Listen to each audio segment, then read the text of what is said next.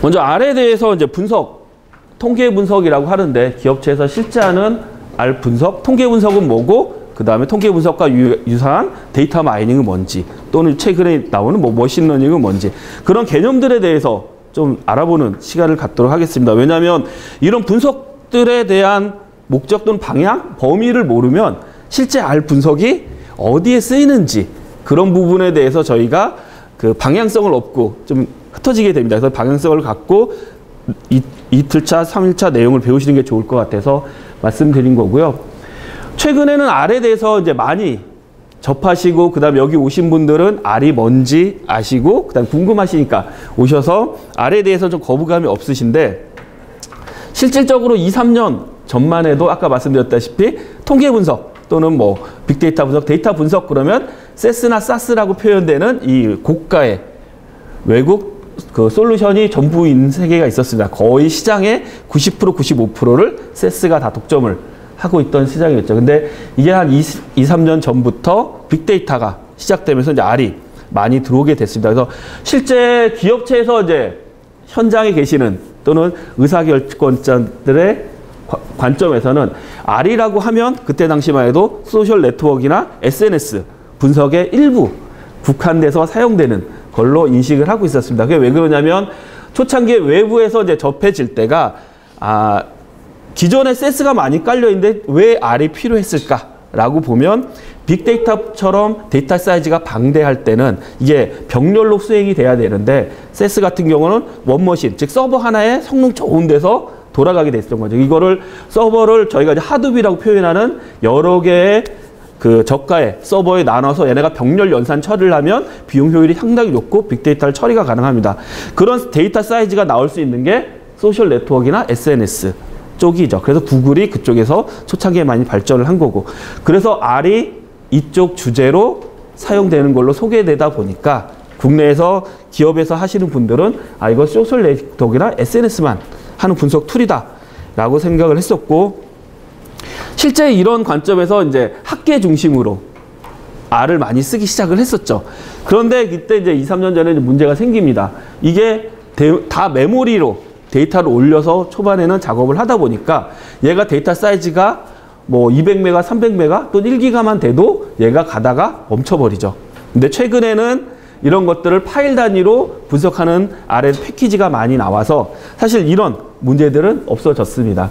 이제 두 번째는 2, 3년 전의 시각이고 문제가 이 세 번째 쪽이죠. R을 배우기 어렵지 않나요? 사실 좀 어렵습니다.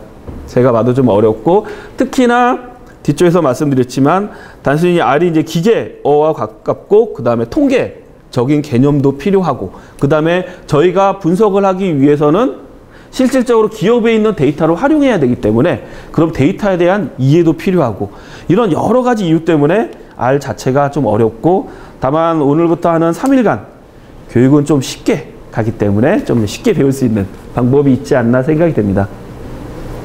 그럼 R이 뭔지에 대해서 처음 접하시는 분들도 있을 것 같아서 짧게 이제 말씀드리도록 하겠습니다. R은 기본적으로 통계 분석, 데이터 마이닝이라고 얘기하는 통계 분석 소프트웨어입니다.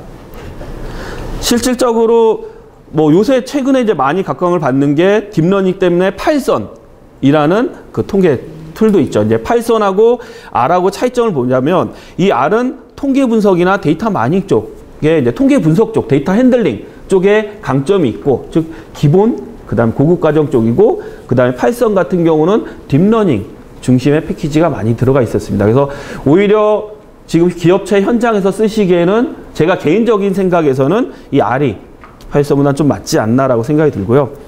그 다음에 두 번째 특징이 무료죠. 이게 가장 중요하고 제일 좋은 점입니다. 이게 무료 버전이기 때문에 기업체에서도 쉽게, 특히 공공기관에서는 과거에 고가의 세스란 솔루션으로 잘 수 있었는데 최근에 3년 전 내외부터 해서 다 R로 지금 많이 바꿔가는 추세입니다. 그 다음에 최근에 저희한테 분석 컨설팅 의뢰가 들어오는 내용들은 전부 다 이 R로 해달라고 하는 내용들이 많이 들어오고 있습니다. 이게 R이 무료다 보니까 전 세계적으로 사용하는 사람들이 많고 그 다음에 진화 속도가 상당히 빠릅니다. 이게 뭐 한 회사에서 나온 툴이라면 그 연구 엔진 인력들만 사용을 하겠지만 이게 전 세계적으로 개발자들이 상당히 많기 때문에 저희가 뒤쪽에서 얘기하는 패키지라는 것들이 다 그런 개발하신 분들이 자기가 했던 방법론들을 집대화시켜서 패키지로 올리게 됩니다. 이게 이제 장점인 반면에 오히려 이제 단점이 되는 거죠. 이 패키지가 최신의 패키지들이 많이 올라오기 때문에 우리가 한번 배워놓고 이걸 계속 쓰는 게 아니라 새로 나오는 패키지들을 계속적으로 좀 알아가야 됩니다. 과거에 좀 답답하고 느렸던 분석 기법들이 최근에 패키지들을 이용하면 좀 빨리 가죠. 근데 이제 문제는 어떤 패키지들이 이게 버그가 있는 건지 잘못된 오답을 주는지 저희가 이제 검증할 능력이 좀 안 되죠. 그러다 보니까 약간 개발자보다는 한 단계 좀 늦게 저희가 이제 가면서 많이 보편화된 패키지들은 이미 버그나 검증 자체가 다 끝난 거기 때문에 그런 거 중심으로 사용하시고 아마 오늘부터 이제 끝나는 날까지 사용되는 패키지들은 많이 이제 현장에서 사용되는 패키지들이니까 그 패키지들 중심으로 좀 보시면 될 것 같습니다.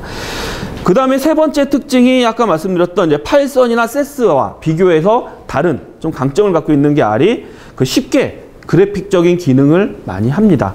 즉 그래프를 그리기 위해서는 저도 마찬가지고 최근에도 이제 그렇게 하지만 R에서 돌린 결과들을 마우스로 긁어서 엑셀로 넘긴 다음에 엑셀에서 그래프를 그리고 이걸 다시 파워포인트에다 넣죠.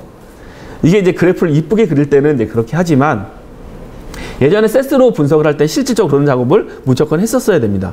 근데 R 같은 경우는 그래프 기능이 쉽고 간편하고 좀 이쁘게 나오고 디테일한 내용까지 저희가 다 컨트롤할 수가 있어요. 그러다 보니까 최근에서는 R에서 그린 그래프들을 바로 파워포인트에다 이제 붙이게 됩니다. 아마 뒤쪽에서 나온 것들이 다 저희 이제 교육 교재 그래프 나온 것들은 실제 R에서 그려서 다 이쪽에 이제 페이스트 시켜놓은 그래프들이라 그걸 보시면서 하실 거고 마지막 날 저희가 R에서 그릴 수 있는 그래프적인 내용들도 셋째 날 배우게 될 겁니다. 그 다음에 운영체계 자체는 뭐 윈도우나 리눅스, 유닉스 많이 쓰게 되죠. 저희가 이제 사용하는 건 대부분 윈도우 환경에서 개인은 사용하게 되는데 실제 기업체에서 가봤더니 서버가 대부분 다 리눅스죠.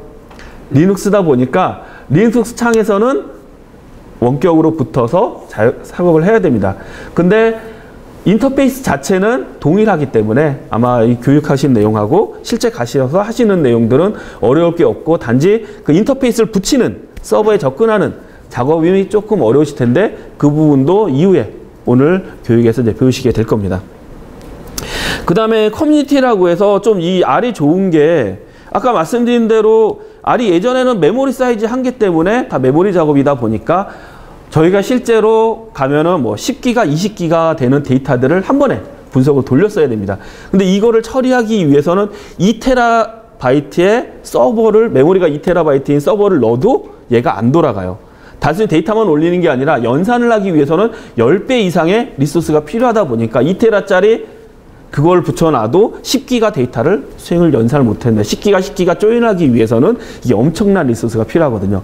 그런데 이제 이 커뮤니티라고 말씀드렸던 이제 최근에 스파크라는 또 다른 소프트웨어가 있습니다. 이 스파크를 R하고 연동을 시켜서 작업을 하게 되면 이런 방대한 데이터 사이즈들은 다 스파크에서 데이터를 처리하고 어느 정도 서머리된 데이터를 R에서 저희가 로딩을 해서 통계 분석을 수행하는 쪽이 가능하고 그 다음에 알파고 때문에 가장 인기가 최근에 이제 핫한 딥러닝 같은 경우도 저희가 이제 딥러닝 소프트웨어가 따로 있지만 R에서도 그런 딥러닝에 대한 패키지들을 다 공유가 돼서 딥러닝 자체도 이 R 환경에서 저희가 충분히 분석할 수 있다라고 보시면 될 것 같습니다. 아무래도 이 R은 공개 소프트웨어고 이렇게 이제 연계되는 툴들이 많이 있기 때문에 이 R만 배워놓으셔도 향후에 분석 같은 경우는 다 R 기반에서 충분히 하실 수 있지 않나 생각됩니다.